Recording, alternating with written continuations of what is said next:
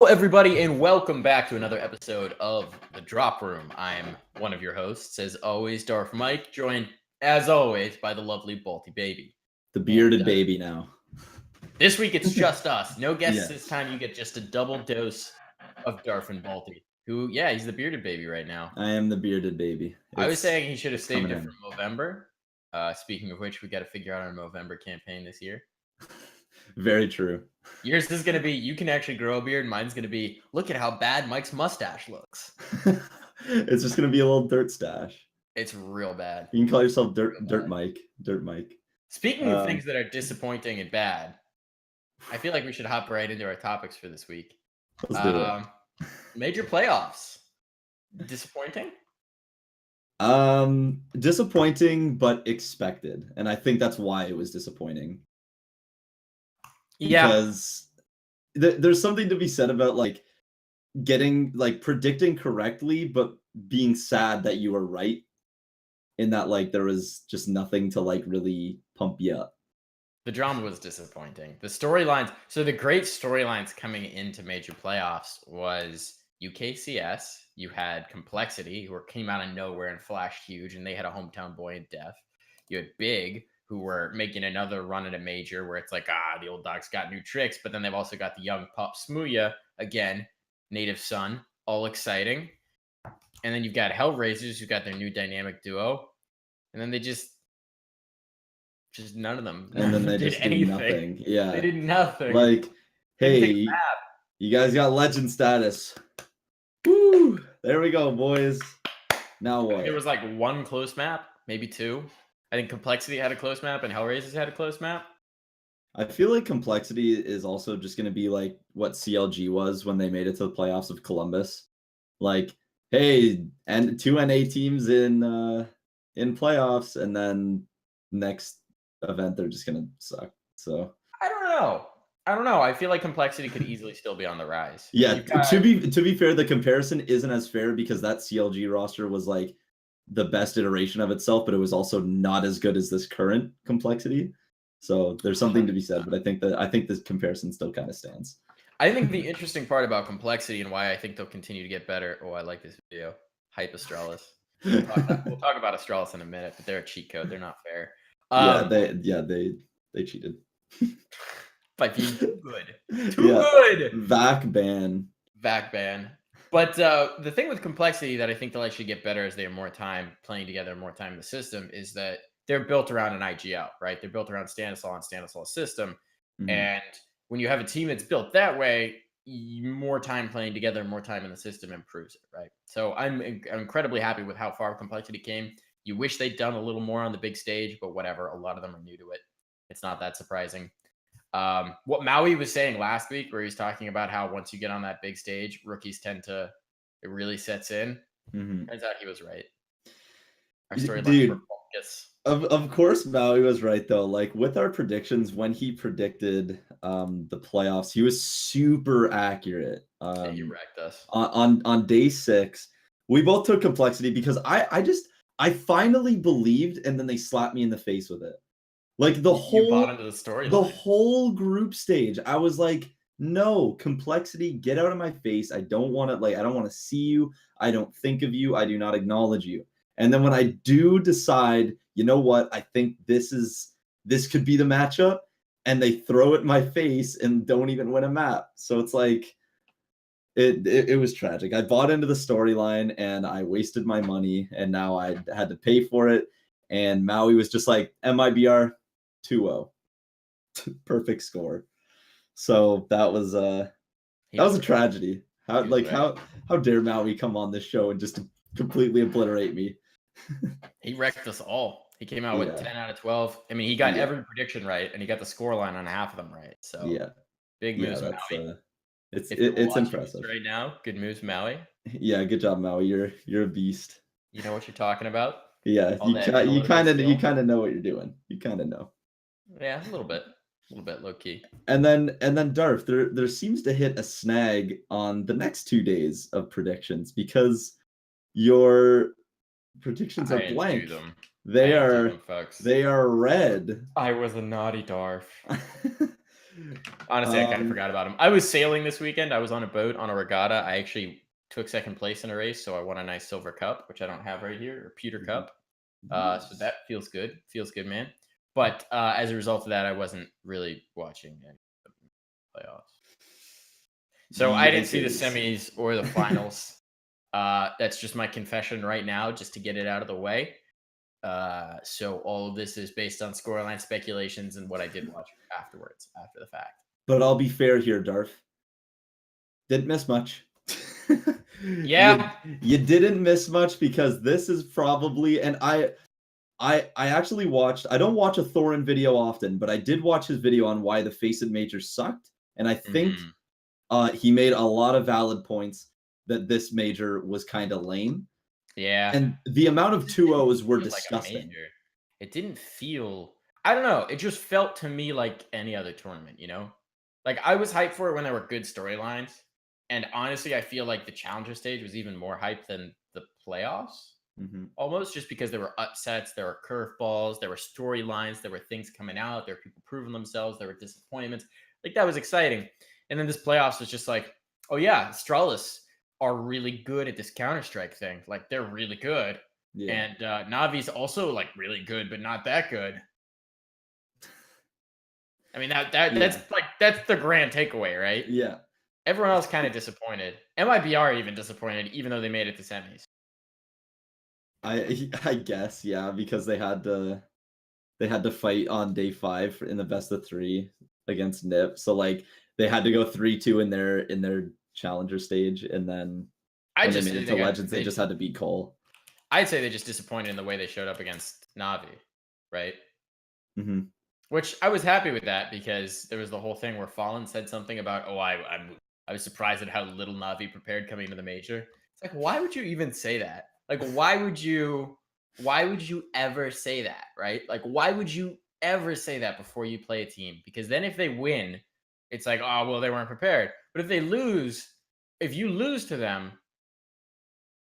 you just got bodied by the team you said weren't prepared. So that was a surprising statement from a person like Fallen, because you expect that kind of talk from someone like, I don't know, a Smooya, or someone like even just a more fiery individual generally, but you don't see that coming from Fallen. That's not a Fallen move, man. And to be fair, to come from somebody who can barely communicate with 2 of his team members, like, I want to talk about preparation. I get that you guys are trying to learn English, but I don't know if you guys are fully prepared either. I think they're probably a little over that hump at this point. Their communication in game has definitely gotten better. You can just see it in the way coordination works, but there's definitely still like, there are road bumps. There are problems. It's still a weird roster. Yeah, it's not the best that it can be, but maybe if you took out Tarek and Stewie and added like FNX and Taco,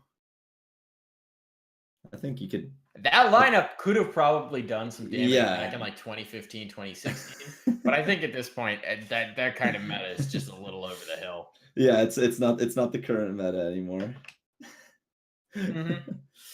Not current meta, man. Not current meta at all. I will be fair, that specific roster, I'm pretty sure, is 2-0 at majors. So, yeah. Well, FNX has won every major he's been at, right? Yeah. If you have FNX on your roster and you make it to a major, you win. Yeah. It's a cheat code, guys. Definitively. It's basically like Astralis' cheat code, but that's just like a cumulative, like these like 4 individuals, like switching in like Kirby and Magix, like besides those 2, you got these 4 people. With FNX, it's just 1. So just add them and you're good. Like Liquid, if you didn't have Taco, but you had FNX, you probably would have won it. Taco played well, though. I like Taco. Yeah. Well, we'll be fair to Taco. Really well on Liquid. I've been impressed by him and his individual form and the way he holds sights and the way he anchors and what he does for the team. I feel like this right now, though. I'm not impressed by that hairline. Good God, Taco, where is your hair going, man? He's got like a little tuft of hair, and then that's it. The man's balding. I mean, there's nothing wrong with that. How old is Taco though? Like he's so young. He should People not bald be young, man. He should not be balding yet. He's 23. I'm gonna defend the man Taco because this is aggressive. It's tragic. The Well, the hairline man's is got tragic. all the dope beanies. Exactly. That. Why do you think I got the dope beanies? Underneath this one swoop of hair is actually just bald. I believe it. I believe it. You're like that guy who's balding on the top, but just has everything else long. Yeah, that's me. You're gonna be rocking all the way through. That is me. Good so news. cheat code Astralis, once again, definitive kind of best team in the world. Like, I mean, they're just so good. There's no weakness in their game. There's no player who brings them down.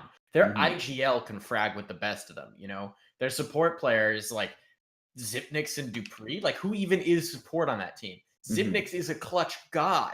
Dupree, you can put anything in his hand in any situation, and he'll find you kills. And then you've got Device, who, by some estimations, is one of the better players in the world. And you've got Magisk, who's ridiculous when you just let him do his thing. I mean, it's just they're so good. It's not really fair. Like, I mean, even when you had dominant runs from other teams, right? Like you could point to weaknesses in them. Like in that SK roster, Taco underperformed. It was because of the role he had to play, but Taco underperformed. If you could shut down some of their star players, if you could learn how to punish Fur when he was aggressive, you could sort of read them a little bit. Yeah. Wow. Really you looking at that hairline too? That is cool. I love Taco. I will. I this is bullying. Like the dude literally looks like he's he looks like he's like playing Counter-Strike at 4 and taking his kids to soccer practice at 5. Like, all right. But then, like, to my previous point, like other dominant rosters, like even God Fnatic, where they just kept winning everything, right? Where they were just ridiculous, like the villains or whatever, they'd win everything. But their strength came from their insane aim, right? And their reckless playstyle and their aggressive playstyle. If you could shut that down or outpace them tactically, like that was a weakness in their game. They didn't necessarily have the same strength and tactics.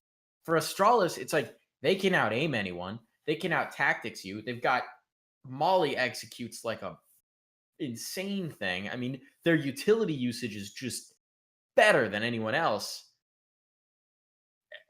So how do you beat it? They're flawless. They're playing.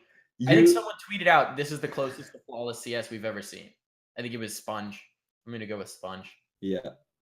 But it's, how do you beat this? They're flawless.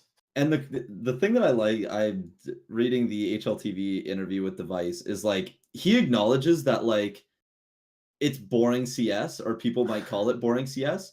But at the end of the day, I'd much rather be winning in a boring style than losing trying to be flashy and push every smoke and never buy a nade and basically go into an event the way I play matchmaking and just buy AK armor and M4 armor every round. Like, let's be honest, you buy Scout armor and Deagle armor and you're that guy who forces every round and winds up with a Nova. No, come on. No. I don't armor. Glass cannon XM. This kid's besmirching my character live on stream. I'll admit that I am like regular weapon armor pleb, where I literally just buy like the standard and then armor and then no nades, no tactics. Nades? I don't buy nades. I even buy nades. It secures all my money for the next round, so that way I can buy the same thing again. So that when you die, you're okay. Basically, me, like, I have a 3,700 full buy and I love it. Gross. So, I don't know. Have we wrung all the juice out of this major? Anything else we went on it? Liquid were disappointing in the quarters or in the semis, but they made it to the semis, so that's something.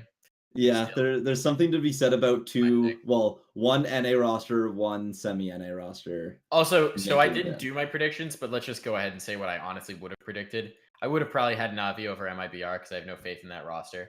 And then I definitely would have had Liquid over Astralis because I'm a sucker for storylines. And then if Astralis versus Navi, I probably would have taken Astralis, but I can't guarantee that. That would have been probably an emotional decision at the time, depending on how good they looked against Liquid. But so that's what I'll say. So I would have lost anyway. So yeah, and for myself, I actually did predict because I'm a good lad. My only loss in playoffs comes from complexity because I I got sucked in by a storyline that I didn't even like. So I mean, like that's what sucks the most is that like I didn't even like the storyline that much. Like To be I fair, am not a complexity hype train guy. I do think that MIBR would have. Full admission, in quarters, I would have picked Navi. The only reason I picked Big was because I just wanted to be contrarian and have something different than you. Yeah, you like. I You was were like, so our far spreads are behind too in- similar. I don't want to deal with this. Yeah, exactly. Like our predictions were like I was so like far ahead that like the only way to come back was to have different picks and hoping that you got the right score line. So it was like you had to do something different. We'll see how we do next time. So now on to Yeah. new news, which is on to the more important league than the major. Yes. Screw the major. That's Yeah. you know, that was Irrelevant major. It was Eh. kind of meh. We got the MDL. We get the MDL. This is So where the hype comes in, boys. Yes. Week 1 is over, which means that week 1 for the actual league is done, and which means week 1 for the fantasy league is also done. What about teams that delay? What do you mean? I mean, like if someone pushes their week 1 matchup, how do you account for that? How do I account for that in fantasy? Yeah, because Team 1 haven't played any of their matchups, have they? Because they were in Brazil. They played one. They played one game.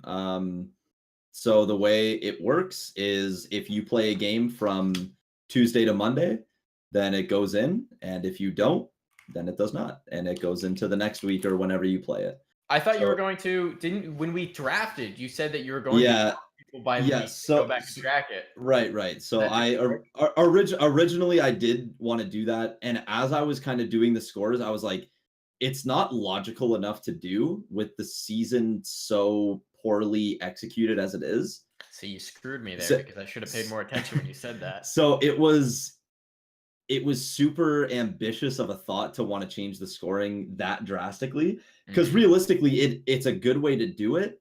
It's just there's no way of like properly making sure that everybody can make sure that their matchups for when like so somebody could have their matchups for each specific week and kind of plan it out throughout the season, and they'll have to keep track of 8 weeks of teams rather than just playing week by week. Did you post an announcement about this? I did not know. Well, then this is a sham. Yeah, I just played Teds this week. He didn't play. I just reverted. You monster.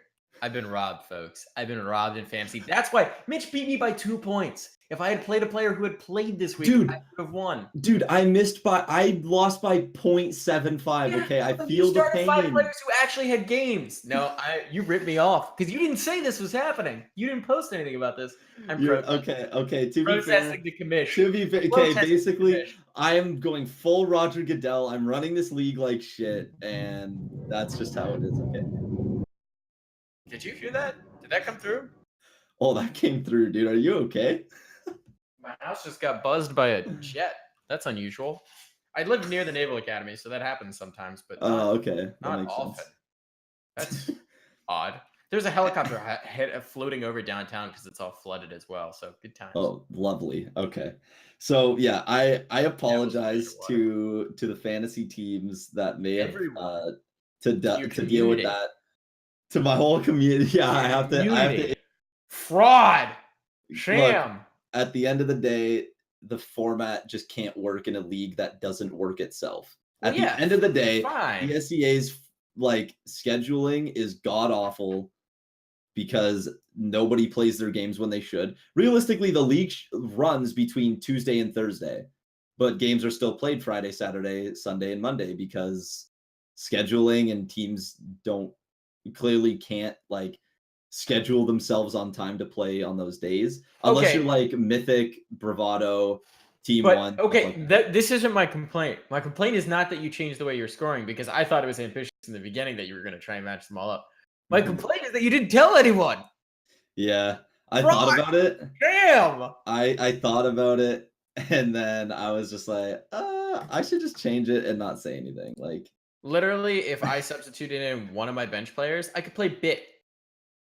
And I would win this week. So I'm going to protest. I'm going to take it up. I'm going to have a full Hey, throw in a support ticket. Go on ESEA.net. I'm going to take it to the Balti Baby Player Association, and I'm going to get this overturned. I'm going to get my week 1 dove. So you hear that? Magic Helmet. Mitch, if you're watching this right now, I deserve this victory. This is a fraud. This is shenanigans. Let's be honest, I probably wouldn't have changed them anyway. because I kind of forgot. Here, look at I'll do this for you. All right, right now, live on stream. If you go to the Balti Baby Fantasy League Discord, I am putting in a new text channel called #support. All right, so you can go in there and you can ask any question you want. To be fair, I will completely meme you. So if you put in a support ticket, Mike, you will be memed. I am. And, I'm gonna protest. I will probably. I'm gonna take it. Assist I'm gonna you. take it to #general. I'm gonna start a riot. Oh, I'm starting a riot this week. Do it. So if you go into #general right now, go I'm at not doing everyone. it right now. Do it right now. At everyone. I'm this not is doing it right now. BS. I need enough time to properly write out my rage. Yeah, you want to be articulate in your rage. But to talk about the actual Mountain Dew League issues, not just my fantasy team, which is clearly the most important part of the Mountain Dew League. Yes. Some exciting things this week. Big Frames picked up an org already, out of Advance, straight into org sponsorship. They've become Blight Gaming. It's an old organization that's been around for a little bit. I would say notably that like Predator and Josh BM have been a part of that organization around season 24, 25. So yeah, it's good to see that they're back at it. I've got some inside scoop there too. I don't think they're actually held in contract. I think they're just getting a little bit of money to rep the name, and then I think that if a better offer comes along, they will jump ship. Yeah, I usually organizations that take offers straight from Twitter mentions usually probably aren't going to be that too high paying or too legit. So there's probably not a lot to it. 2-0 on the season. I mean, hey, you didn't play good teams, so. Well, I mean, there's that, but the teams that are in the Mountain Dew League. Look, all I'm saying is you come into the Mountain Dew League and you start beating teams, it doesn't matter. You got to get those dubs early on. If they're a team out of Advance, they're just priority for this season is secure no relegation, right? Facts. Then it's make playoffs. But first priority is secure no relegation. Cement your place in the league, right? And they took 2 dubs. That's the way you want to start it out. You take a victory over, what did they win? Ethereal and Blight, right? That sound about right? Or Vault? I was gonna say Blight beat themselves. Blight beat Vault. I mean, they might some point this season. Yeah, yeah. So they beat 2 advanced move ups. One of them playing from South America. So, and I mean to be fair, every time they've played Ethereal, they beat. It's not true anymore. They played them in ECS qualifiers and lost 2-0. Right.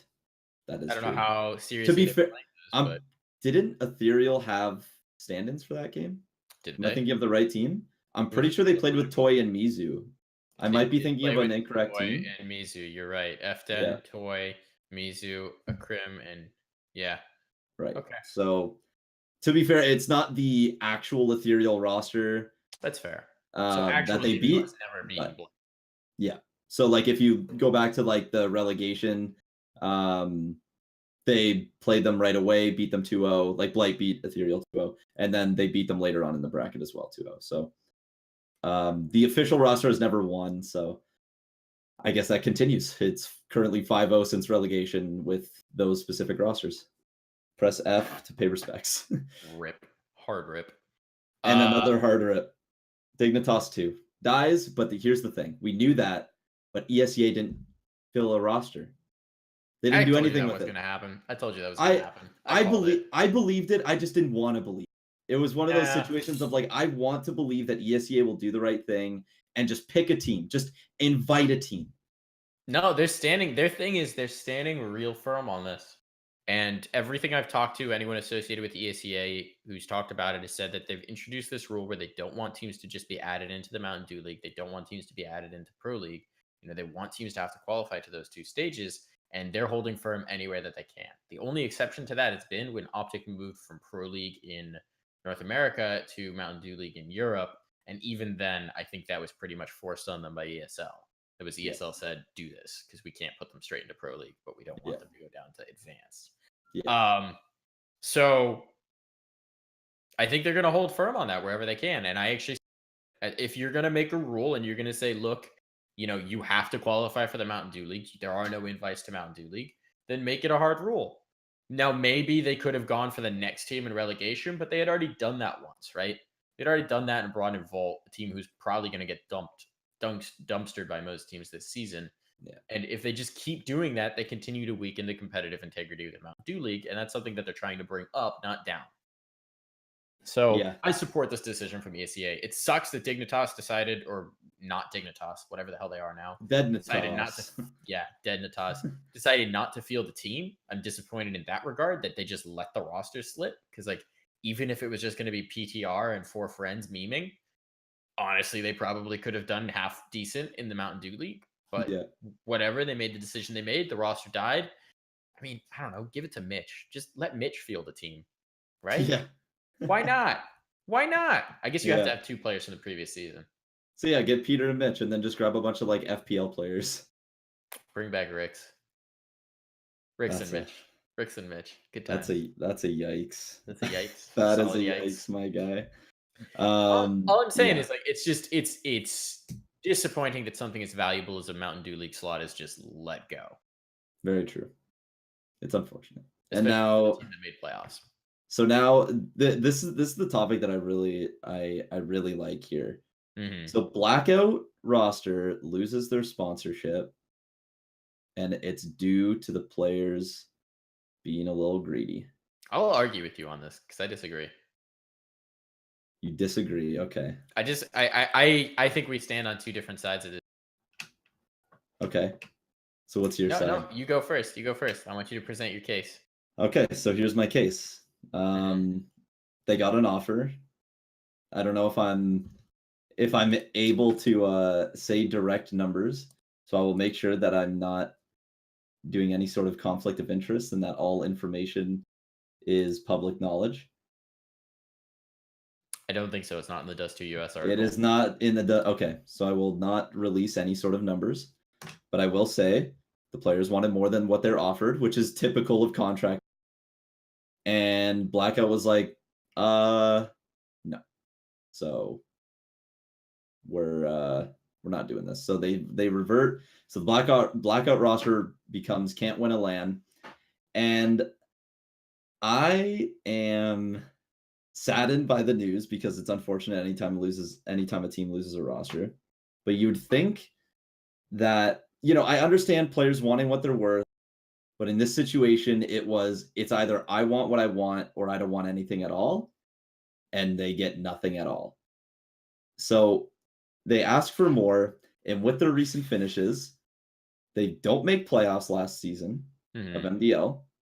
They come 5th, 6th at IEM closed Chicago, 7th, 8th, Philadelphia 12, 2nd at Tokyo and Tulsa in an event that it was basically just a 1v1 between you and Vision, and you lost. Yeah, ESEA was there too. It was like the newest iteration of the team, right? Like that was their first event. It was the old one. No, it's the old one before they swapped over. Okay. So it was a team that had been together for 2 seasons, season and a half. Okay, we'll be fair. It was our boy Maui Snake. Our boy Maui. Our last friend of the show. Yes. So 2nd at Tokyo and Tulsa, so you beat ASIO. Did they even have to play ASIO to get to the finals? Okay. Blackout, so they did have to play them in that dumpstered ASIO. 9th, 10th at the Star Series Season 6 NA qualifier, and then 3rd, 4th at the Epicenter NA qualifier. It's a mixed bag. They were offered what they were worth, and they wanted more. Okay, but here's the point I'll make to you, the counter argument. First of all, I will never be mad at a player for pursuing more money or for valuing themselves higher and seeking to prove that.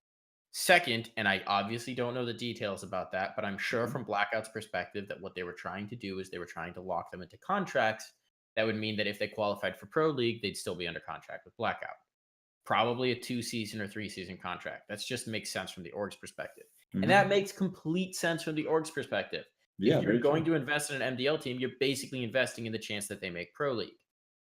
That's what you're paying for. You're investing, and especially for an org like Blackout, that, to the best of my knowledge, doesn't have a huge amount of financial like structure or support. I mean, I know the Blackout guys. They're nice. They come by my stream. They seem like cool dudes. I like what they're doing with the org. I like the type of moves they make and the type of rosters they sign. But they're not, a Dignitas or a Splice. Or, they're not a prestigious org. And they don't have the infrastructure to necessarily support a Pro League team. So what they're really probably looking to do is they're looking to have a team make Pro League and then do one of two things: either sell the roster to another org, or use that team making Pro League to attract investment and build out their org. It's one of those two things, right? Now, when you are the players on Blackout, yeah, they haven't had the best run lately, but those players are high caliber players. They are all incredibly skilled players. They are great individual pieces. When they're on, they are so on as a team. They've been off a little bit. They're 0-1 in MDL, right? They've only played one game. Yeah, they lost to Mythic on Train. Yeah, I watched that game. It didn't look great. Whatever, first game of the season, it happens. But if you as a player think I'm going to make Pro League this season, or at least I'm going to be in relegation, I'm going to be up in there, I'm making the land, we're going into the end, right? We're going there. Then your valuation on yourself is higher. And what you're saying in terms of getting a salary now, because neither numbers are really a livable wage, right? Neither for sure, neither. It's a full wage. It's a slightly stronger or slightly weaker. And yeah, it might match the valuation for now. But basically, the Blackout players are betting on themselves, where they're saying, we're not going to sign with an org now because we think by the end of the season, or even the midway point of the season, we're going to be worth more to an org and we'll be able to get more. And if we're going to get ourselves locked into a contract for what I assume would be a longer term than just the season, it's worth it for us to try and prove our worth first and drive that price up. So they're betting on themselves. And I will never fault a player for doing that. I will never do that. See, I'll agree with you. I won't, I'm just saying the run and the wanting for like the increase in wage when it's just not viable for the organization. It kind of tied the hands of the org, where they're just like, we just can't do it. I don't fault Blackout for it at all. I didn't think it made sense for them to pay the extra money from their perspective. I don't think it makes sense for the Blackout roster to take the contract from their perspective. Because it's one thing if it was an org that was putting a lot of support behind them in like, okay, we're going to put you guys in a team house. We're going to make sure you're fed, and like, we're going to give you room at board. Like, we may not pay you the best salary now, but we're going to put the support structure behind you to make you the best at CS that we can, right? It's one thing if you're in one of those situations, then it's one thing to sign for a lower contract because it's going to give you more opportunity. But at this point, I think Blackout was helping the team, was paying for the team to travel to lands, which is great. But I can see the argument from both sides, is my point. All right. Well, I understand the point from Blackout's side. I don't fault the roster for not taking those contracts. Totally fine. So that is Blackout. They have become can't win a LAN, which is appropriate. And with a name like that, I wonder how many orgs they're attracting with a name like that. Yeah, that's not the best name choice I've ever heard. Probably not what you want to advertise, because the fact that it's very true doesn't help you either. If they win a LAN, though, they'll feel so good about it, and I'll get to make so many jokes if I'm casting it that LAN. Well, I mean, maybe they'll take the T out their name then. Their team name will be Can Win a LAN after that. So until then, it will continue to say Can't Win a LAN, and they'll just be mediocre at best. I don't know. I think they could put it together this season. I think they just need to really work at it, and I don't know if they have that in them. I don't know what the team dynamics are, but that team can be so electric when they're on. I mean, Wrath is Odorous is a nutter. I mean, anyone on that team can be deadly. It's just they've got to put the pieces together. All right, and that's pretty much all the MDL news and fantasy related stuff that I had. So we both start the fantasy season off 0-1. I'm going to protest, though. I shouldn't be 0-1. I should be 1-0 because I'm literally a point and a half behind Mitch. And if I start my lowest ranking player who played a game this week, I beat him. See, you've played like regular fantasy before, like other sports, right? But the difference is in this one, you told me that whatever their week 1 game was supposed to be would wind up points, right? You told me that. I might have. That was a thing that you said. Very specifically. So I assumed that putting 10s in my lineup, I would get whatever points for week 1. So it's a solid thought process, I would have but won. also it's hindsight, and you most definitely still would have started tens, I believe. No, I doubt it. I don't know. Maybe we'll never know, Balti, because I was never. We'll never know now. You know what? At the end of the day, I still lost by 0.75. Okay, Look at this guy. I feel the This guy's a pain. fraud. This guy's a commissioner. I feel the pain, bro. Like I know what it's I'm like gonna. to Do lose. you know those Barstool shirts where it's Roger Goodell with the clown nose? Yes. I'm gonna make one of those for you with the clown nose. Can we start selling drop room merch? Would anyone buy drop room merch in this chat? Dude, baseless speculation merch. Baseless speculation. And then Rumor like mill, Balti Clown. Balti Clown. That would be great. I'll have to get that emote for my own stream. I might make that, like, I might make those for Christmas.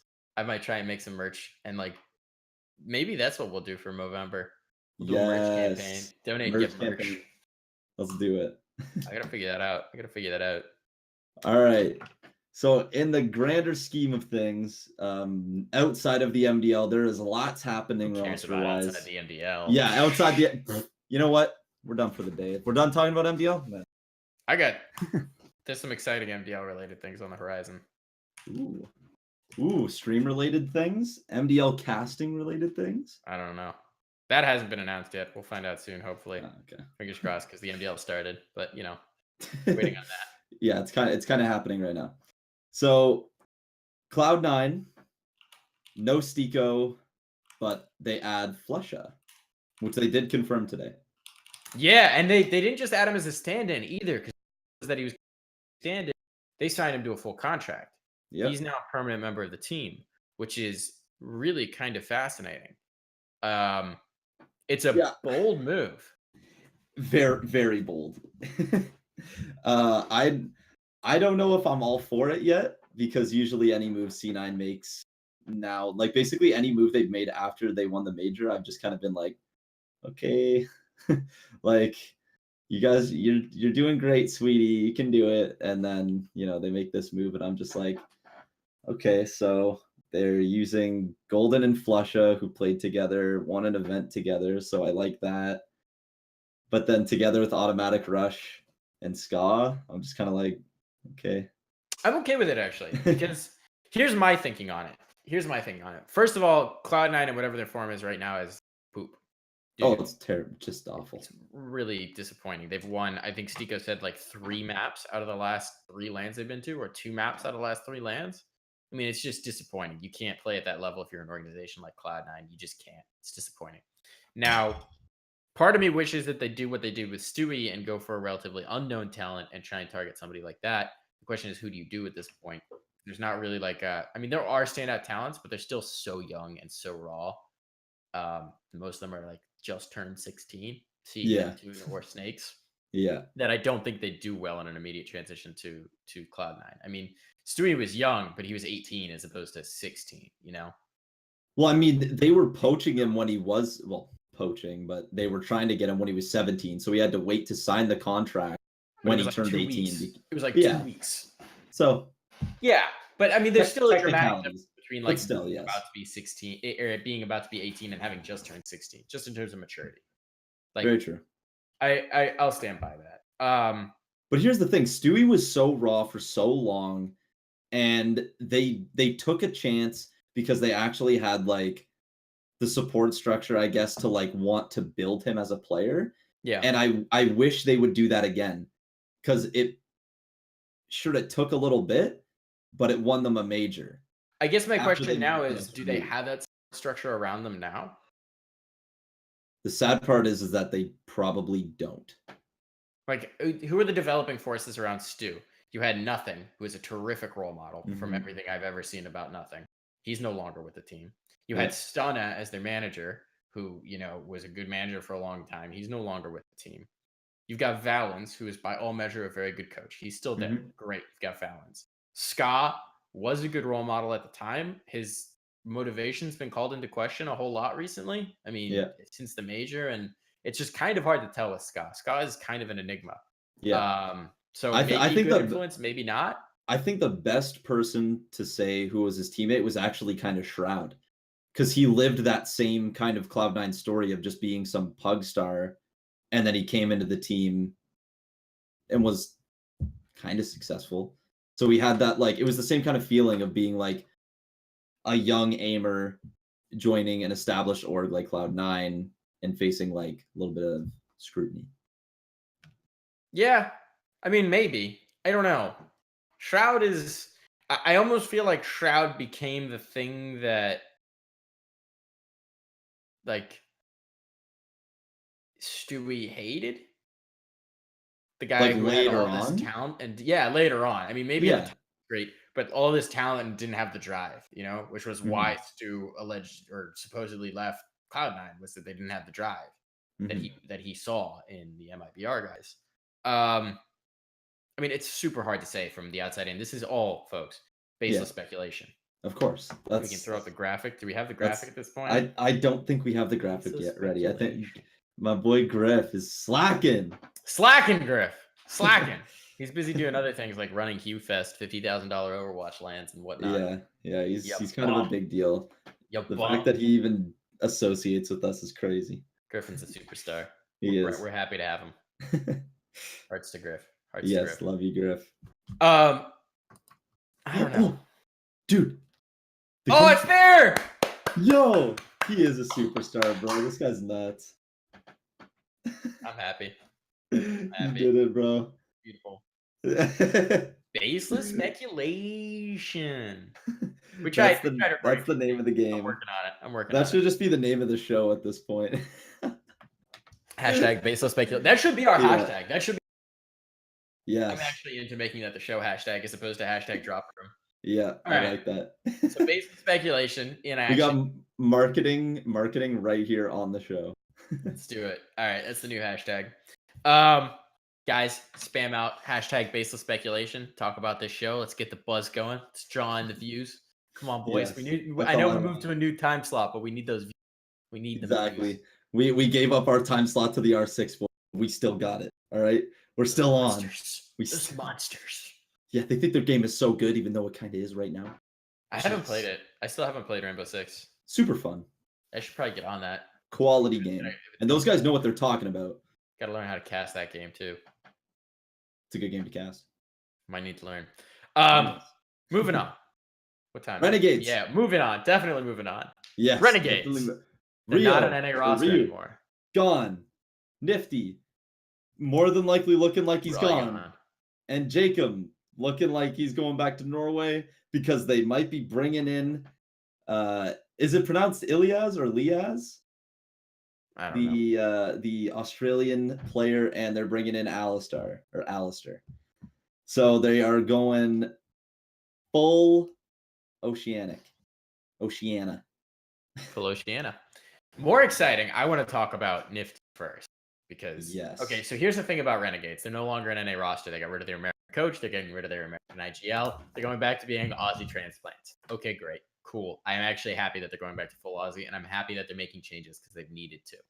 I don't know that Nifty was necessarily the piece you need to get rid of, but I don't know whether that decision was from his side or their side. So, the boys are the boys again. It's not the boys in the Eagle in the region and the other Eagle. Nifty is running an NA roster, and this is really exciting. Envious is getting back into the scene with an NA team. I'm pretty hyped for this. It'll be nice to watch. I don't know how successful it'll be. It'll consist of the boxer core of Drone, Semphis, and Cutler. JDM makes his return. Eli will coach it as he was before, and Nifty will be joining it. So here's why I'm excited for it. I wanna get my a little. Yeah, go. Excited for it. Here's what I think. They want to build it around JDM. I've always liked JDM as a player. I know he's inconsistent. He can be inadequate without the op in his hand, but he can be so electric. I just think back to that ace he had in Garage on Cash. Oh, I don't even know when this was, like 2 years ago, a year and a half ago. It was nuts. Just 1v5 aced. Beautiful with the op. He's a legend when he's on. Also, lounging is always hilarious on stage. Oh, dude, just to see somebody do this mid game, just like, yeah, dude, we're doing it. We're doing it, guy. I love it. I don't even know if you're in your frame anymore. Lounging out of respect for JDM coming back to the scene, folks. Griff, pan the camera down if you can, because I'm gonna be. Oh God, these pictures are great, but I never trust. I literally only see your mouth. Like only your mouth is in the frame. I fear it. All right, we going full lounge for this segment, boys. Can you still hear me? I'm not very close to my mic. There's a little bit of echo. All right, I'm moving it closer. Is that better? Yeah, that's good. That's good. All right, there you go. So Lounge Nation, boys. JDM is back in the scene. Lounge Nation is back. We're gonna be wearing bandanas, American flag bandanas. It's exciting time. It's hype time. One of my favorite things about JDM is he's always a player who plays to the crowd, especially at NA tournaments. He's always plays to the crowd. He wears the flag. He goes nuts. He wears the bandana. He gets loud. He gets hype. I dig it. I dig it. I dig Nifty. Nifty is an electric player. I'm glad we get him back in an NA team. We need more IGLs. We need more electric IGL. Cutler. I've always had a soft spot for Cutler. I love that old CLG team. I know they weren't that good, but I loved them. They were an electric team. Columbus was a great major. I'm gonna be honest with you. I think Drone and Semphis are only on this team so that Envious can get that Pro League spot. Pretty much, yeah. That's my take. All right, now I'm gonna lounge back up. Oh, there we go. Back in. See, the weird thing about Drone is like I feel like it's a role thing because like during their MDL run he was so strong, and then when they made Pro League it was just kind of like, all right. So here's the thing. I suspect that this team is going to make a lot of changes this season. I suspect the only two pieces that they're actually attached to are JDM and Nifty. And they want to build around those two players as cornerstone players, right? To be fair, though, who do you build around that? If everybody else organizationally is unavailable, like what do you do with that? Like say they can't get a player from like Go Rogue and they only have the pieces that are available in the free agency right now.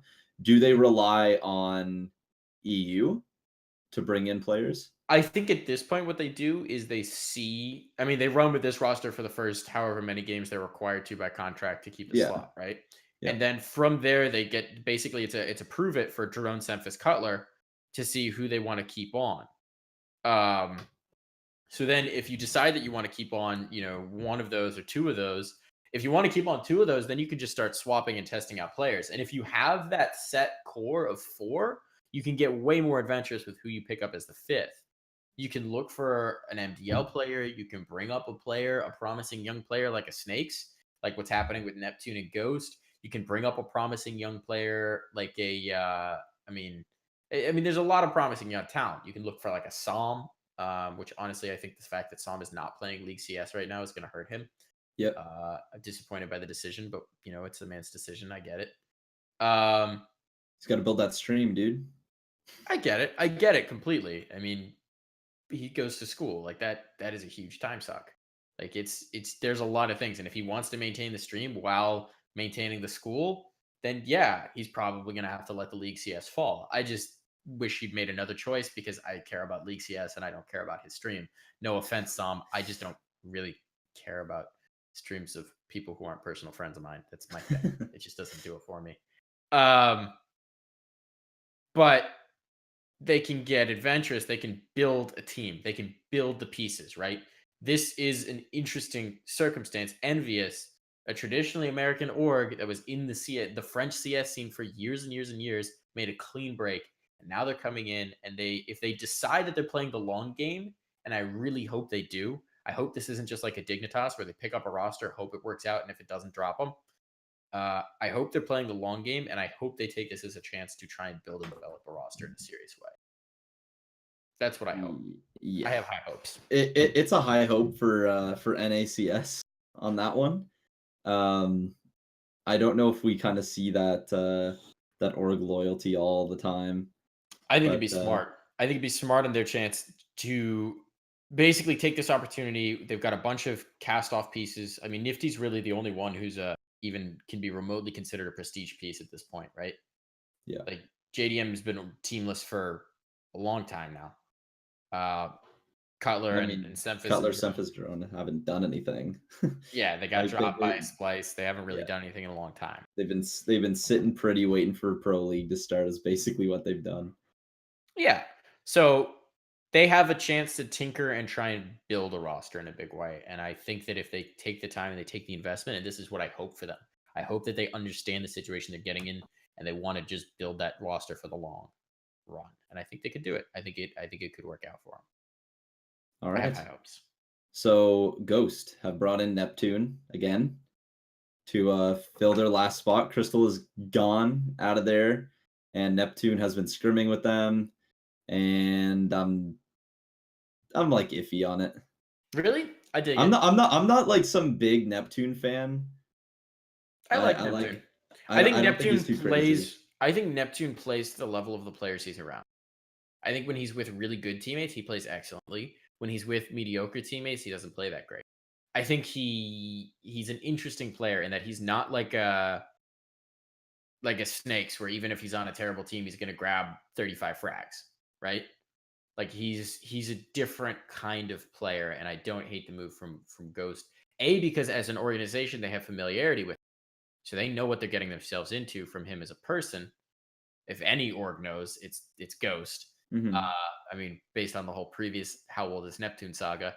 That was a You've good got time. players who played with him in Wardell, in I feel like Steele's played with him at some point, either at like a frag or something along those lines. Yeah. I'm not actually sure, but these are players who are familiar with each other, right?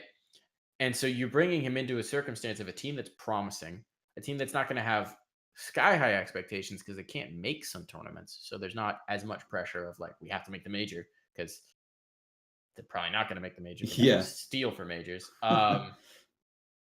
But it's a promising environment, and I think that if they put the pieces around him and develop him as a player, he could be a cornerstone piece for that roster. I think I'm on a wait and see right now, just because. Who would you rather have from NA right now? Between who? Anyone. Just anyone. Like any free agent. If I'm Ghost, I'm just like, if I don't want Neptune anymore, who do I pick up? Any free agent or MDL player. Who would you take over Neptune for that roster right now? Because that's who you have your pick of. Well, yeah, it's really like that. The move is about chemistry and the fact that they played together before. So I get it. I just like it's not about the fact that he's joined the team. It's just him as a player. You're just not that. I'm just not that hype on like Neptune in the server. So okay. like you said about before, like how he plays to the people he's around. I think he just plays his level, and I don't believe that it's like that crazy of a level. Okay, that's interesting. I mean, I disagree, but at this point, and as you know, it's a reasonable point. I think that he's a young player and a developing talent, and I'm excited for him to be on a roster that clearly wants to develop him. I mean, they've tried for sure twice now, 3 times. Yeah, who knows how many times Neptune has turned 16? So, you know, we'll have to keep you posted on that. Hopefully, this time they were like, scan your birth certificate and send it to us, please. Very true. Okay, and the last thing, organizational. Face It teases leagues, or a league system. And I'm just going to throw this out there, okay? As the commissioner of the MDL Fantasy League, are you going to jump ship? Face it, if you run a league that schedules properly and forces players to play on certain days, I'll love you, and I will jump ship from ESEA the first chance I get, all right? The BFL will stand tall. The BFL is not associated to one specific thing. It just happens to be related to the MDL, all right? So if you make a league, make it good, and I'll be there. What if they make the league like they made Major Production? And it's gonna look not. It's gonna have, if they make the league like they made that, it's gonna protect the, and you know, it'll it'll flop. I think Face It could be good. I think that they're probably gonna have more success with the league system in Europe, at least to begin with, because they've got deeper roots in Europe and they've got deeper infrastructure in Europe. And one of the complaints I've seen from players in North America about Face It in general is server quality. And that is the one area where ESEA rules everybody else in NA, which is good servers. And for League CS, that is 100% the most important thing, almost entirely. If you have good servers, I mean, because no one cares what your matchmaking system or your pug system is for League CS. It's just about consistency, right? You want to be able to have that consistent connection and good server use. So I think there's a big barrier to entry for them making it in A. It'll be interesting to see how they decide to enter into the market and how strong they come in. And the other thing is, this league has to feed into ECS. You have to make whatever they're doing as leagues feeder into ECS, because if it isn't, who cares? Yeah, it's irrelevant if it doesn't. It also, like, if you do that, it also eliminates the whole, like, ECS Challenger Cup. Well, I guess the Challenger Cup would still kind of be relevant because it's almost like a relegation, because one team gets pulled down from ECS, they invite, and then there's open qualifiers. It eliminates open qualifiers and invite teams and just has a straight relegation system, which is, in my opinion, a lot better than just like, hey, if you play good on this one specific day, then you get a chance to go into the league, rather than, hey, if you play good all season, then you get your chance. You know, it's open qualifiers, I don't think is based off of long-term skill. So in my ideal world, where CS starts to have some sort of semblance of sense to it, you would have EPL half the year and ECS the other half the year, right? Yeah. Instead of overlapping. So I wonder if it's going to be any sort of coordination between them as to when they set things, or if it's going to be out and out competition. I'm sure it's just going to be out and out competition, but yeah. Here's my thing is, they need to start hot right out the gate, or you're going to become a meme and your league's going to die. Because everybody wants to complain about how bad. Exactly. CEVO is garbage. They still, like, obviously teams still participate in it. It's free money if you do. Like, there's no reason to not, since it's there, but it's not great. So the fact that, like, people can complain about the ESEA league system all they want, it's the best thing that we have. So if FACEIT wants to come in, they need to compete right away, and it'll either make people realize how good ESEA is, or it'll make them realize how quickly they want to switch to FACEIT, as long as it's good.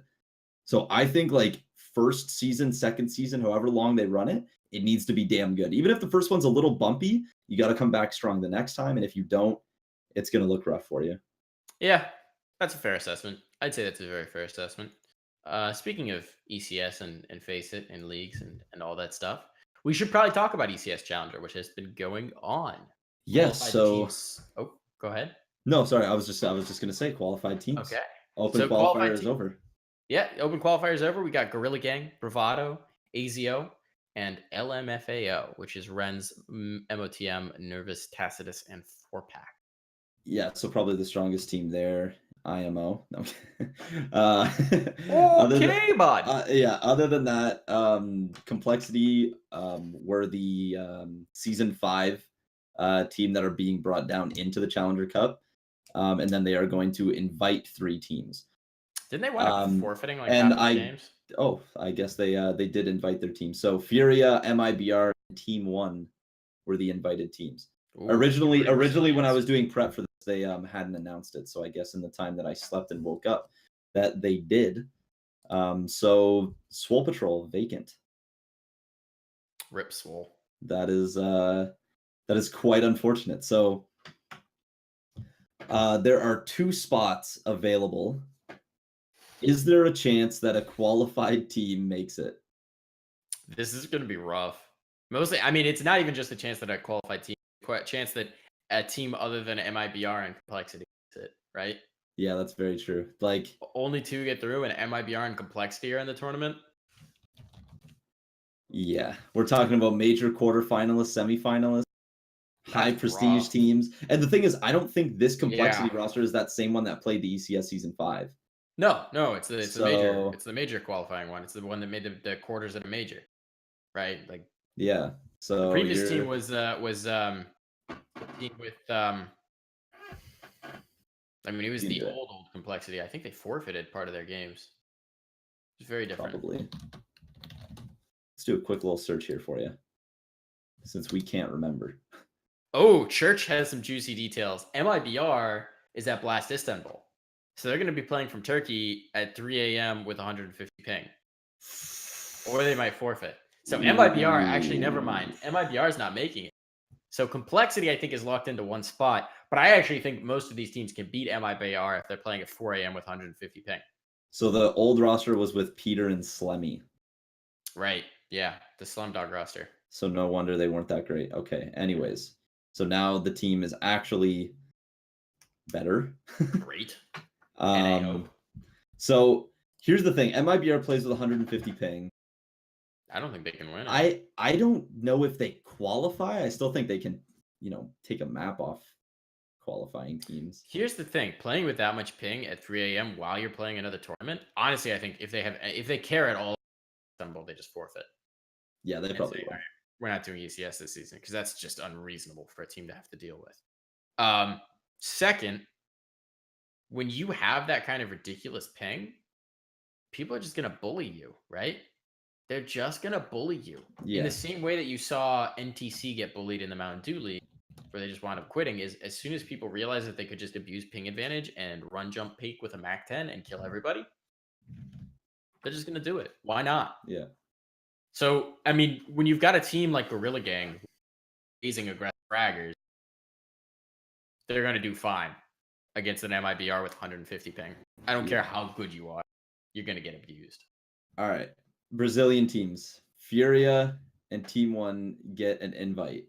Furia, I don't think even stands a chance against like pretty much all of the qualifying teams. Like I think LMFAO could beat them. I don't know. Furia, I think I need to see more out of Furia. Furia has been exciting in what I've seen from them, right? I think that they're probably at a similar level to some of the qualified teams.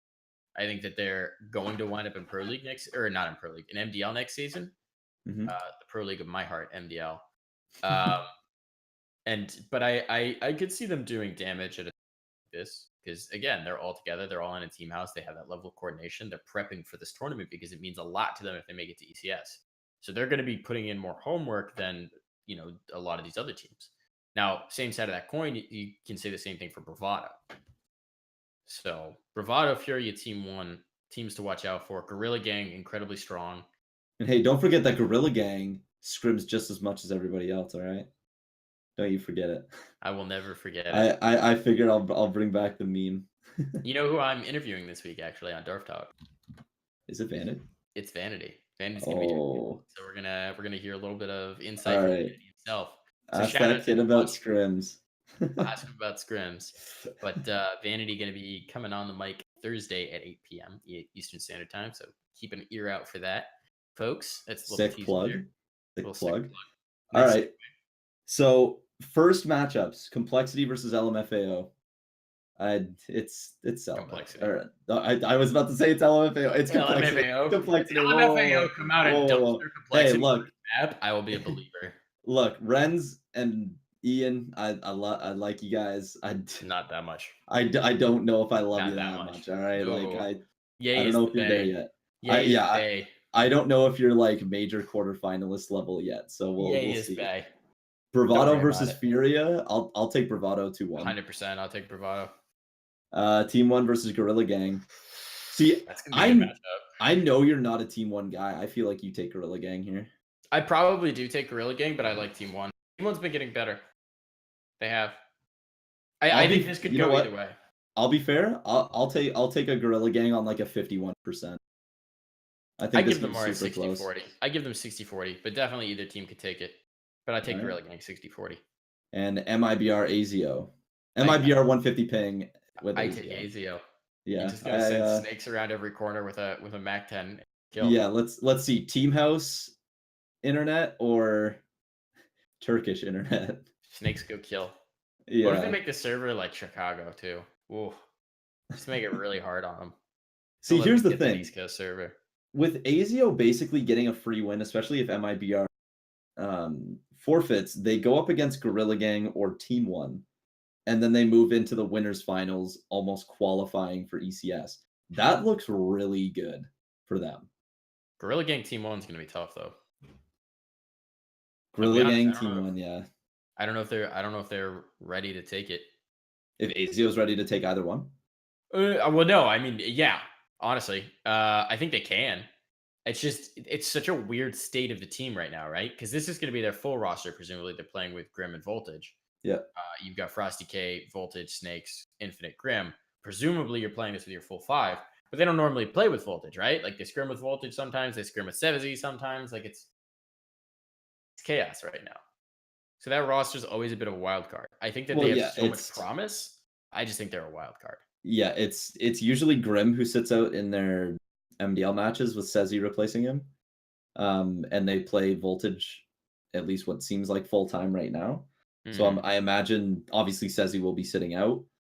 But then if ASIO actually managed to win both those games, they go into winners finals, who they will most definitely play Complexity, and then they don't win. Then they move down to losers finals, and then it's up to the bracket to decide who they play last. They could win. I mean, what I'm saying is they could qualify for ECS. There's definitely a path to ECS for them. If they beat Gorilla Gang, I don't think they're going to beat Complexity, although who knows, online maps can go crazy.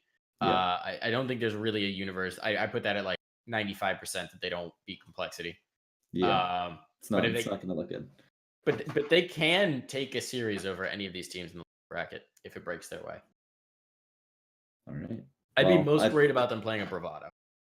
I'm just happy that, or at least lucky for them, that they drew the MIBR first in quarters, because if they had been anywhere else on the bracket, say in like instead of Furia playing Bravado, it was Bravado versus ASIO. Bravado most likely will win that matchup. They go down into losers round 1, and then they might just have to they won't be able to make that trek through the lowers. So I think they got lucky with that kind of bracket draw. I would agree. It's a good bracket draw for them. We'll see how they do. I'm very curious about whether I might be going to play this. I'm very curious about it. On it, I would think they would, just because it is ECS. It's a prestigious league. You should, if you can. So I hope that they at least put in the effort, but it'll be difficult considering the time and the internet. Watch them just completely prove us wrong and body every 100 ping like no sleep. I could, and then we'll just see all over Twitter. It's just like, you literally can't hit these guys because they're glitching all. That's true. That would be the complaint. Yeah. That would be the complaint. They'll be like, why are they even allowed to participate? Like, I could see it. It happens every time. Every time there's something a little bit controversial, you'll see people going on Twitter and being super emo and just complaining the whole time. So it is true. It's the way of our community. Yeah. So last thing we need to touch on, because we're way over our time limit already. So last thing we need to touch on real quick is WESG. Fortunately, there's no podcast after us now. So new time slot. We've got so much more room for activities. And hey, still do our NY predictions at the end too. And we do need to hit those New York predictions. So we'll do this one quick because this event actually isn't fully complete yet. This is WESG qualifiers, both USA and Canada. I forgot to put down the female ones, but I think those are pretty easy to understand. That basically it was like one female team that was successful. It was basically just like CLG Red and Dignitas, like those two, like switching players and stuff for Canadians and Americans, and then they just won. Did the Dig Mix make it? I'm pretty sure. I think they're called Cheeseburger. That sounds about right. Shout outs to Thea. Yeah, I think that's the roster she was on. Yeah. So there was those damn Canadians, so like Miss Harvey and Kath and them, I'm pretty sure, and then Cheeseburger, which would be like Benita, Diane, and then Thea, I guess. So I'm pretty sure it was basically just like those two teams. So there's your female CS update. Now for the male CS. So in the US, Gorilla Gang do qualify for the LAN. Now here's the thing: the next event starts on October 2nd, 1 week from today, which is when we will have our show. So either we will have an update, or the matches will still be going on. We'll see. But the way it works is on a qualification process. So you have to, if you win the qualifier, you just go straight to LAN. If you come in second, you get points. So you get 12 points, then 5, then 3, and then 1 and 1, depending on your placement. So Swole Patrol currently sits at 12 points. So basically, like, they're guaranteed online playoffs, which you'll see an example of with the Canadian qualifiers. So you basically have to just finish within the top 4 of points to qualify for the online playoffs. So Soul Patrol sits at the top with 12. Furio Pro has 5. Intact has 3. And Whatever It Takes and ASIO have 1 point. So we'll see what comes of that on the second one. But the Canadian qualifier is actually done pretty much. So Ghost and Grizzlies qualified for the LAN, which will go on at, I think, EGLX. And I might be attending. We'll see. Little sideline reporter action. It's not confirmed, obviously. But I mean, it's in Toronto, and I live like 45 minutes out. So we'll see if good old Tolkien fanatic wants to send me out there for a weekend. Cash. Do it, Joe. Do it. Yeah. Send your boy. Anyways, so Livid, Poutine Warriors, Up North, and Farmers Reborn will play for the final 2 spots on the online playoffs. Livid consisting of SML, Mill, Huyn, Michael, and Color. I would say that their chances are pretty good. Their roster is pretty decent. Poutine Warriors has a bit of a large roster with Tens, Vec, Lil Man, Cardiac, DJ, Hades, and AGN. I think it's pretty safe to assume that Hades won't be attending the LAN even if he plays the playoffs. Just something about past experiences. I don't really. There's a little bit of speculation as to whether or not he'll go to that LAN. Do you think Cardiac attends the LAN? Because if so, betting odds are bet against Cardiac. The betting odds. I would. I wouldn't. I think he'd go. I don't think we'd see go. Like. Do you think he'd throw? Go. Do you think he'd go and throw? Nah. It's got to be good odds on a WESG match. That's all I'm saying. Very true, very true. Although they wouldn't. I don't think he would though. They wouldn't be favored in any of them, so the odds are actually probably bad. Yeah. And then we have Up North, which is basically the subtle core of Ocean, Els, and Typhoon, playing with Davey and Semphis. So I'd say they'd probably be a favorite as well as Livid. And then Farmers Reborn, which is Rugrat, Skelly, Fang, McGowie, and Fisher. I would assume that Farmers Reborn are going to come in 4th. I don't see them beating any of these rosters, to be fair. And that's WSG in a nutshell. We will see. We will obviously keep updating it as the online playoffs happen and the next USA qualifier happens next week. So we will see. Speaking of nutshells, have you ever had the candied peanuts that they sell on the street in New York? I've never been to New York. Oh, gotta get you to New York sometime. You ever had candied peanuts? I don't think so. So they're delicious. It's literally like peanuts coated in sugar that caramelizes. And in New York, they have these carts just on the street called Nuts for Nuts carts, where they just sell like candied peanuts, candied cashews, candied almonds, and they're delicious and iconic and remind me of my childhood. And fortunately, I'm going to get to taste them again this weekend because I'm headed to New York for ESL 1 New York. So, folks, if you're going to be attending, if you're going to be there in the Big Apple, if you want to find out if Snacks is hungry, then you should keep an eye out for me. I'm going to be the kid with the blonde hair and these glasses who looks like this. Yeah, he looks like that, guys, just to let you know. And if you're looking for him, this is what he looked like. If I don't already know you and you want to come up and say hi, feel free to. I am an open book. I'll sign anything you want me to sign. You probably don't want me to sign anything, but come say hi. Always good to see people. Hopefully, I'll see some of you there. But we gotta talk predictions. We gotta talk predictions. We this is one of my favorite. I love this segment of the show. I love rapid fire predictions. There's no real thought process that goes into it. You pick your team and you just go from the gut, which is how I used to do it with my massive spreadsheet back in the day, back in the early 2015, 2016 days of CS. All right, let's get into it. Let's do it. So let's get into it. So Griffin, you will also stop talking about your massive spreadsheet. I'm sorry. I just had to. Okay. It's just so massive. So the way it's going to work with our picks, we're going to number them beautifully. So Griffin, obviously we're going to go one by one, but I'll fill you in on the info. Basically, you're going to put which placement you think the team will finish. So it's regular GSL style. Put a 1, 2, or 3 for each one. So with your number one pick your team. So everybody just place a 1 right now. I think everyone has the same one. Let's be honest here. And your 2. Ooh, yeah. I'm throwing a curveball. And your 3 and your 4. Rapid fire Group A. I'm going curveball. Ooh, oh wow. Oh wow, Griff. Oh. Griff is going here. Snacks in the Big Apple, man. Is he doing it? So, Darth Mike, Navi 1, Gambit 2, Mouse 3, and Fnatic 4. So in the decider match, tell you why. Gambit's gonna come out on top of Mouse here. I'll tell you why. First of all, Navi just insane form right now. Apart from Astralis, they can beat. That's just the case. Simple and electronic. Did they win ESL New York last year? Or was it 2 years ago? I think it was 2 years ago. No, I think it was last year because 2 years 2017 ago was VP. Then yeah, I think you're right. I think Navi won last year. So they play well in New York already. No, it was 2016. It was 2016. Who won 2017?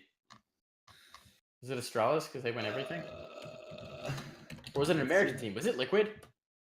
Oh, it was Liquid, wasn't it? It was FaZe.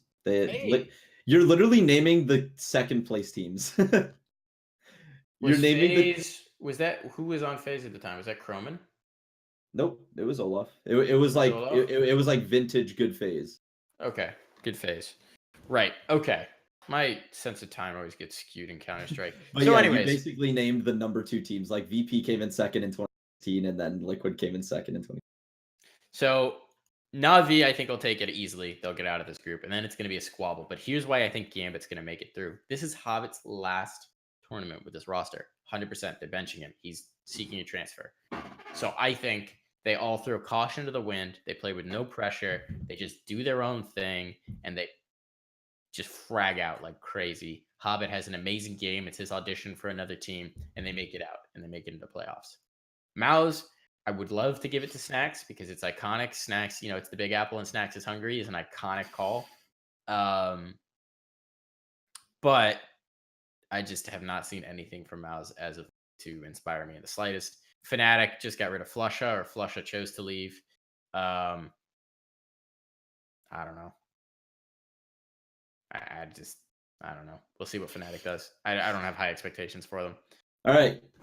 Group B, boys. Let's go. Group B. All right.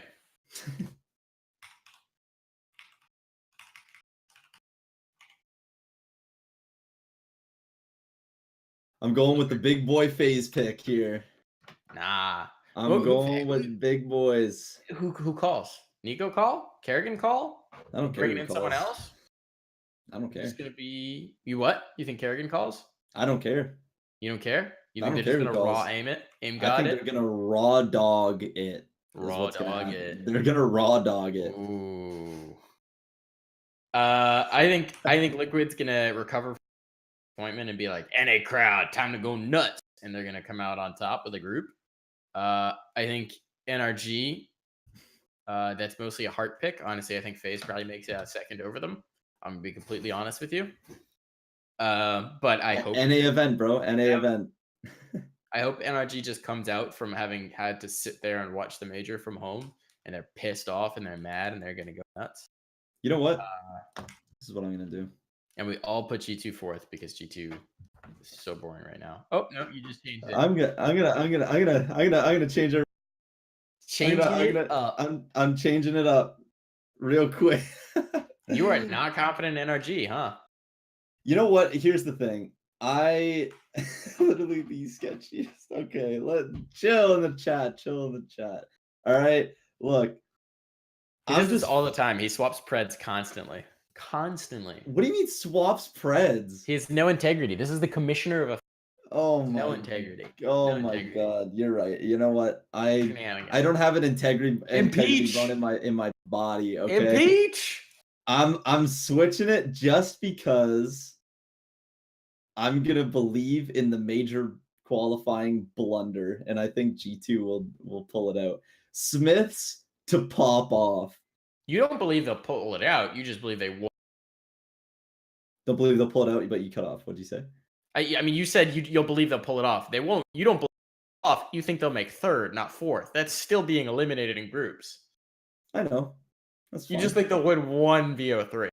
I just think they'll beat out NRG. All right. All right. I don't know if that's quite pull it off. That's something. Sure. All right. We'll see. Hey, G2 and an NA crowd. That's pulling it off to me. They done did it. There you go. That's the big achievement. You have so much faith in the Frenchies. So much I faith. do. They brought in Malik. Maybe that's going to be the change they need. They brought in Malik as a coach. Exciting. Get back to their envious roots. Maybe he'll do something. I don't know. Irrelevant. Yeah. They'll just body energy in the server. It's okay. Maybe that was the difference they needed. They needed Malik to feel at home. So there you go. There's our rapid fire predictions. Rapid fire predictions, folks. We'll see what happens. And obviously we'll keep it updated as the tournament goes on, as long as I'm filling in the matchups, we'll be good. So yeah, I think that's it from us. We've covered a lot of bases. Yes, there was a lot of topics this week. There was a lot of topics. Which Thank is you guys nice. for sticking through us through an hour and 20-minute show. Yeah. We dragged this on a little bit in a good way. It's a nice thing about not having a podcast after us. Exactly. It's not like we got the R6 guys just CS guys shut up. Like, we're trying to start our show here. What? We've got a lot to love. We've got a lot of information to love. We bring a lot to the table. Yeah, we have a lot of love. We just like spending time with you guys. So spread the word about this show. Use hashtag baseless speculation. Of course. I want that to be a thing. Hashtag baseless speculation. If you want to roast us for our hot takes, we encourage it. If you want to make fun 100%. Of us when a prediction comes wrong, we encourage it. Just use that hashtag. Yeah. And we'll see it. Because if you don't, I'll be pissed. Either that or tag us. One of those two things. Yes, please attack me. DM me on Twitter. They are open. Preferably both. Don't DM him. Make it public. That's good for us. Yes, make it public as well. Public bashing. A brutal beatdown in the streets. Yes, it'll be good. I like the sound of it. Personally. But that's going to be it from us this week, folks. If you're at ESL 1 New York, come say hello to me. I'll print out a little picture of Balti so you could say hello to him in spirit, or I'll FaceTime him or something.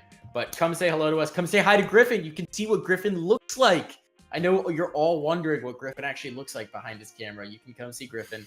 He's going to be sharing an Airbnb with me, so we're going to cuddle up real tight. Real tight, Griff. It's going to be a grand old time. We'll be back next week in this time slot, which is, again, Tuesday at 6 p.m. Eastern Standard Time. Spread the word. Tell your friends. We'll have all sorts of exciting news for you. We'll break down whatever happened at ESL New York. We'll break down WESG and ECS and all that shenanigans. So we'll be back again, folks. Same time. Now, same time. This time. Same place. Same faces.